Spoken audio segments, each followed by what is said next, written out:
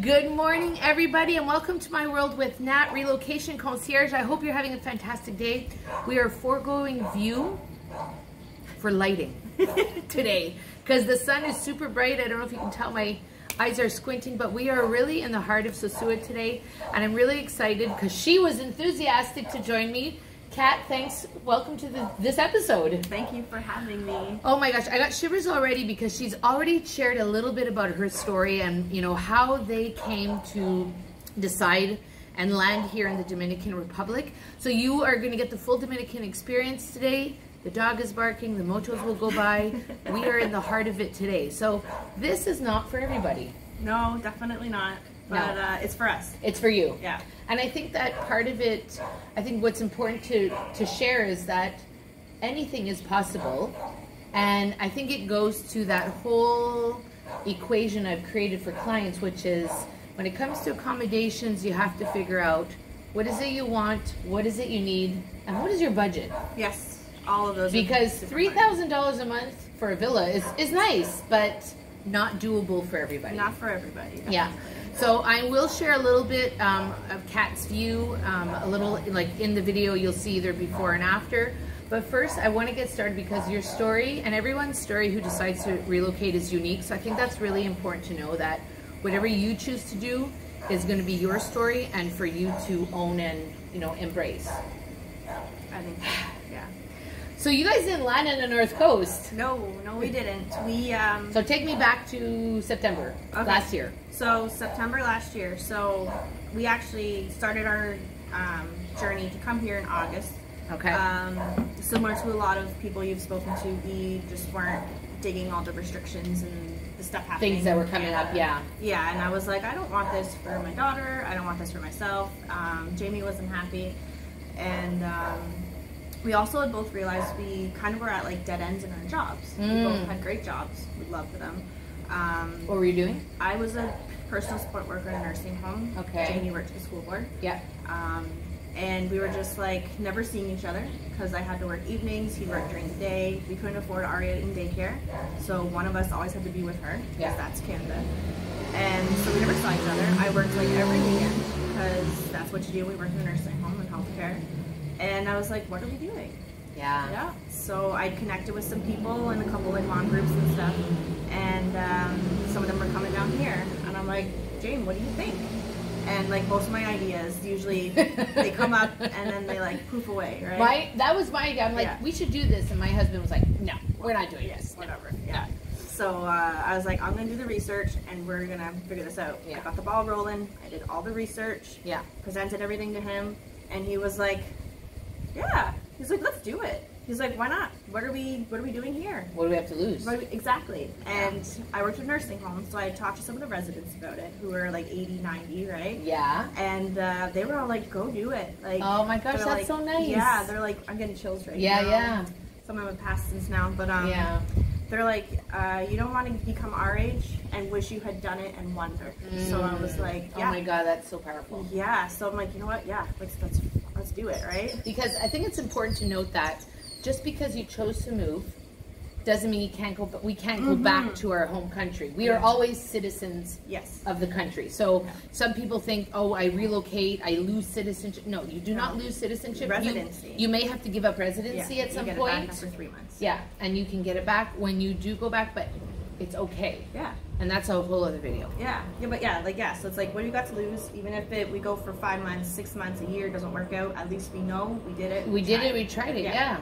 And nobody can take that away from you. And that's it. It's the experience, it's life, right? So we did it. We wanted to get out really quick before the mandates changed. Yeah. So we did it in 6 weeks. Wow. Yeah, it was super stressful. If I could go back, I would have taken more time because we didn't know we had more time, but that's a whole other story. Yeah. I would have packed different stuff. But again, you don't know. You're going based on your research, and research tells a different story to them when you get here. Yeah. Right? So we brought our cat. So we had to fly into Punta Cana, which is on the East Coast. Yeah. And we decided to stay at an Airbnb there for 5 days and do like a little vacation before coming to settle into our new life here. Yeah. On the North Coast. So we had a little Airbnb in a town called Macau. which is a little tiny town in the countryside, 20 minutes outside of Barbaro, just outside of Punta Cana. So essentially middle of nowhere. It was a beautiful little town, and honestly we loved it, but it was hard because we didn't speak any Spanish yet. We were new.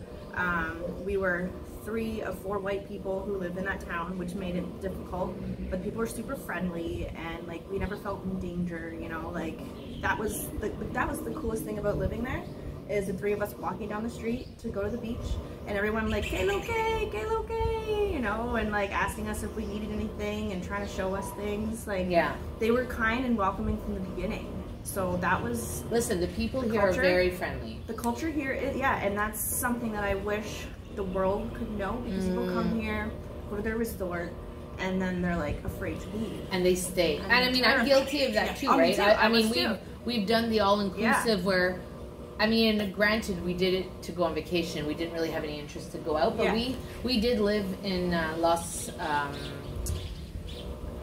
Corrales, outside of the Bavaro Beach area, past the Bavaro Beach area in 2017. We did that for 10 days in Airbnb. We loved it. Yeah. So it's nice to get that local, like the culture experience, and we really loved that.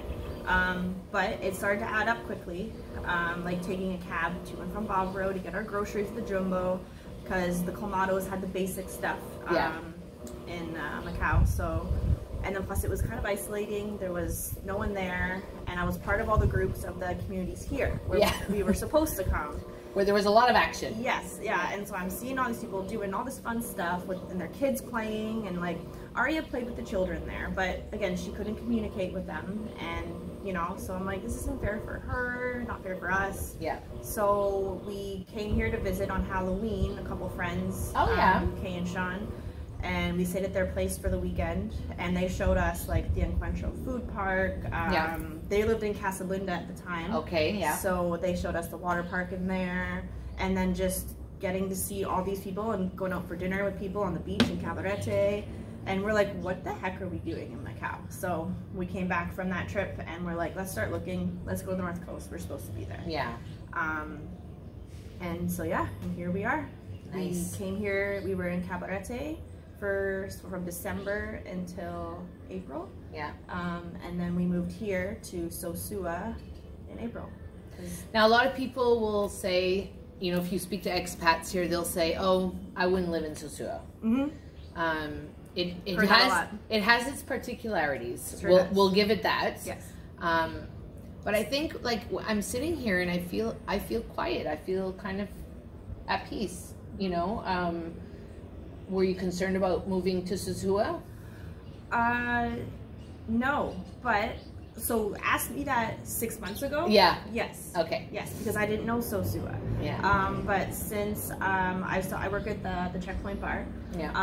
I've been there since January, and I've gotten to see Sosua now, and you realize that it's just another town, you know, and people are trying to do what they got to do, and people do what they got to do, but they don't bother you. Yeah. You know, like I walk home from work down Pedro Clisante. Oh yeah. Okay. I walk to work every day. When I work, I walk to and from if it's not too late, or I'll take a moto home, and yeah, like I'm like, everyone was like, oh, you can't move to Sosua, it's, you know, whatever, and I'm just like, this neighborhood's perfect. Like all the people in the neighborhood are friendly. Yeah. You know, like I don't feel unsafe here at all. No. Like if you're gonna be an idiot and go ruffle feathers, and it's like, you know, but it's kind of what you said earlier before we started recording, right? Back home, you've seen crime go up in your hometown, so oh gosh, yeah, it's not any different than any other town. Yeah. Okay, so this is the stuff that I love to ask, because people want to know. You know, they want the real, they want the raw. And I'm just going to rip the Band-Aid. I ripped the Band-Aid off. So on Sunday, June 12th at 7 p.m., I am hosting a Zoom call to kind of be open, real, and raw about what it is to relocate here. And I want to answer all the questions I can about concerns. But what are some of the things that really, you know, if we focus here on the North Coast, what are some of the things that really you were pleasantly surprised with? Like you were like, oh, cool. Things I was pleasantly surprised with. Well, the locals. Yeah. For instance, there's been a couple times now where we're driving the moto. Jaime and I are on the moto coming from Cabarete to Sosua, and we ran out of gas. And we're like, we have to pull over. We're right by like Seahorse Ranch down there. Yeah. So we're on the side of the road. And within like seconds, the Dominicans start pulling over and they're asking us what can they do to help. So do you do the foot? Do you do the foot? Yes. So the first time it happened, like we had no idea what they were saying still, right? And then so the one guy's trying to tell me to get on his moto, and then he's putting his foot out, and Jamie's like, "What's he driving? What is happening here?" Yeah. And then so the guy like put me on the moto, and then he like told Jamie, and then they pushed us all the way to the gas station. And then Jamie tried to give him pesos, and he was like, no, you know. So it's like people think they're out to like rob you or just get money from you and stuff. And but I think like, it's like that anywhere, though. Yeah, I mean, there are those people. Yes, there are those people. There are so many good people here, and that was a really nice thing for us. Like that's happened to us twice now that we've had to be pushed down the highway. Do you feel like you're missing anything here? Like things are still accessible? You can get the things that you need? Yes, I've learned to, like I've adjusted. For instance, like I was actually just saying to my friend the other day, I miss going to Tim Hortons and getting a nice cappuccino. I saw your post. And everything bagel. Yeah, so I looked up a recipe because I'm like, I need an ice cap. Like I needed one, and I was actually pretty good. Okay. It was less sweeter than theirs too because I didn't put the sugar in. But I miss like that, like going for lunch at like a simple place like that, you know.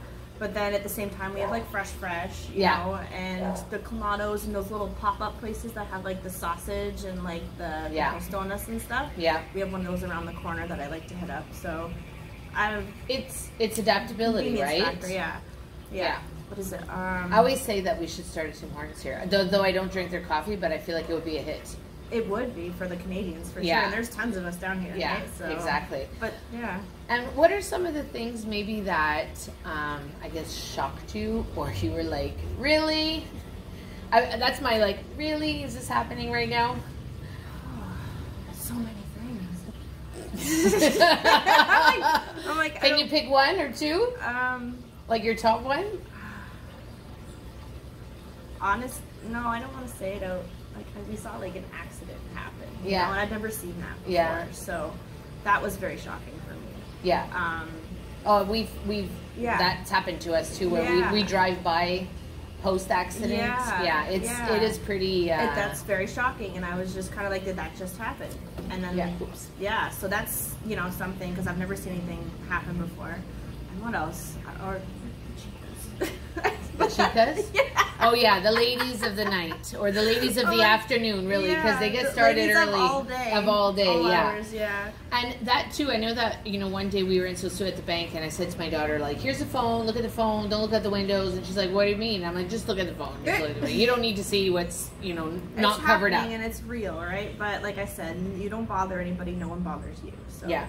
But like shock factor wise, I think that's. I think there's no hashtag Me Too going on down here. No, there's not.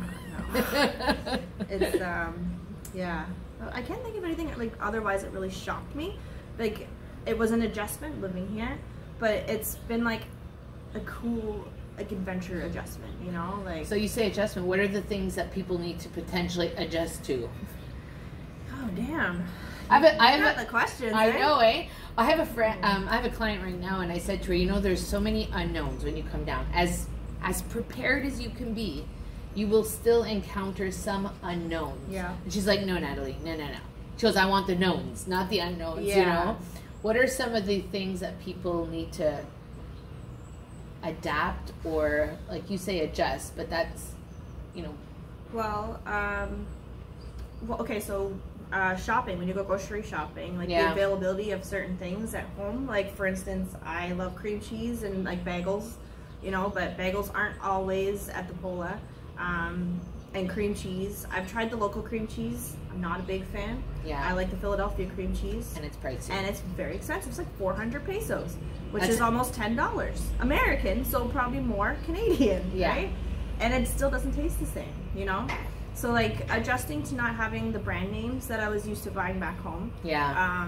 For the prices. Yeah. Too. And I was a big fan of PC. It's like President's Choice.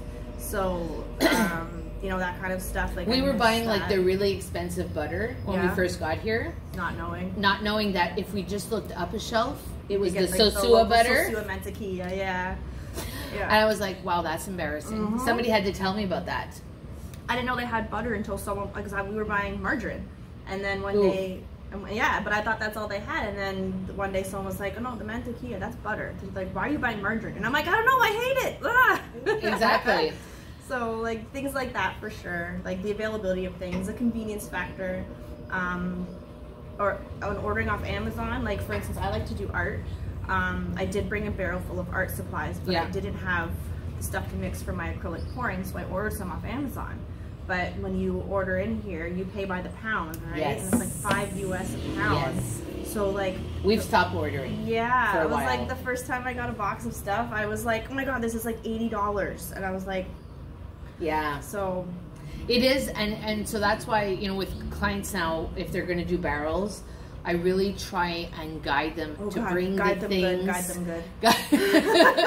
To bring those things, can I get it? Yes, you can, but you have to order it. So just bring it. Yeah. You know, avoid if you can avoid. Small appliances. And I think, small appliances. If it's for something very random, I think it's fine. Yeah. You know, my daughter the other day says, "Oh, we're gonna order Diary of a Wimpy Kid books off Amazon." Daddy said. I said, "Hold on a second."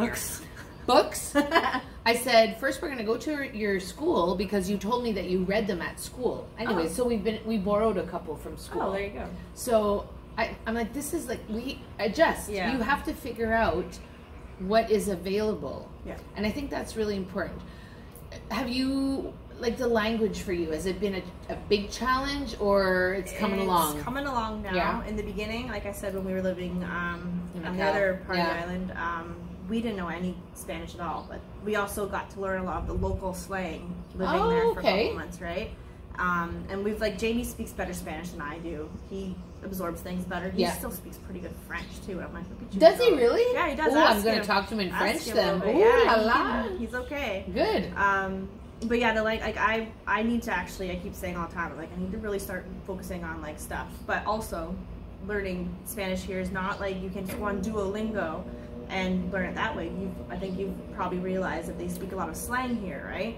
Well, so, we do Duolingo religiously now. I'm on a 26-day streak right now. Holy crap. Yes. Good for you. My daughter's 50 days tomorrow, so it's like a big thing. So that's awesome. It takes 21 days to create a new habit. So I sit with her every morning, and we do like 5 to 10 minutes. Like one lesson gets you to the next day. Yeah. So if I can do one lesson, you know, and that has helped me because I'm a visual learner. Yeah. I'm a visual learner. The auditory, sometimes I have to get like my cleaning lady to repeat it, or I have to do, if I do the translation, because we speak French, when I see the translation English to Spanish, the Spanish resembles French. So for me, there's words I can, when I think about how would I say this in French, usually for a lot of the time I can find the English as well, the Spanish as well. So. Okay, so I want to wrap up by asking you, actually 2 things I want to ask you. You have a daughter, 3 next month. Ooh, 3 next month, big girl. Yeah. How has she done? Because moms and dads want to know, like that, you know, our kids are our biggest, you know, gifts, and they're our biggest worries at the same time. How has she done through all this? Honestly, she's been phenomenal. Yeah. She's adjusted so good. They do, eh? They adapt so well. She's very adaptable. I mean, she had some times because she was in her terrible twos when we moved here, right? But like, she made friends really, really quick in Macau. And then when we came here in December, we put her into Tres Mariposas, which is a Montessori school in Cabarete. And she thrived there. Like, the school is awesome, right? Yeah. Like, these schools here have like climbing walls for these kids, and like just so much play. And she hates wearing shoes, so she never wears shoes. You know, like that's a thing here. It's a thing, and it's a thing. Adele cannot wear. Yeah. Adele wears flip flops. She cannot. Yeah. She's tried. She walks to the beach with no shoes on. She's okay, but not at school. Yeah, Aria. As soon as she gets there, she kicks off her shoes, and it's okay here, right? Yeah. So so she's there now. She's at Isla, and we're saving so much money on shoes. She's thriving. Yeah, and honestly, like What convenience store can you go to and buy flip-flops? I went to the store the other day in Cabarete, and I'm like, flip-flops. Yeah, that's I mean, true. yes, the Loblaws will have them, but I mean, like a little convience store. Yeah, they don't just the right at the cash, Mercado. right at the cash right there. It's I'm like an impulse buy. Yeah, it's an impulse buy. Exactly. Oh, a little pair of Chocolate flip-flops. bars, lighters, flip-flops. Exactly. Yeah, I think doing moms and dads need to know that kids go with the flow. Yeah. They adapt for the most part. And there's quite well. Lots of expats here, like lots of families. So like, they're never not going to have kids to play with here, which is huge because there's a huge community here, and like and once they're in school too, they'll make. I mean, we have kids from all over, right, at Isla. So she has friends that live in Callejon that come to our place, and we go to their place, and you know, so it is very interesting to see the dynamics. Yeah, and they're learning the Spanish. They are. She speaks Spanish. Yeah, I want to say she's pretty trilingual right now. Cool. Yeah, and that's an amazing experience on its own. There, you know, like Aria, she knows a lot of words now, and she's learning to put them together. And her pronunciation now has gone from like, you know, like hardly being able to say Tortuga to now she knows how to kind of roll her R's a little bit. And I'm like, look at you go. Yeah. And she's learned to swim. Like she's almost fully swimming now. So well, you're in it all the time, right? Yeah. Obviously. So obviously. What are your tips? Somebody's watching us, listening, and they're thinking, "Gosh, I want to do this." What are maybe some top 2 or 3 things that you would recommend that they do? Your research, number 1. Yeah. I think reaching out and meeting people who are in the community here already. I think that's a huge thing. Even, you know, I wish someone like you had been around when we moved here, because there's a lot of things that we wish we knew, or like we were kind of told but like not emphasized on certain things, you know. So like that, definitely very helpful. And help them pack their barrels.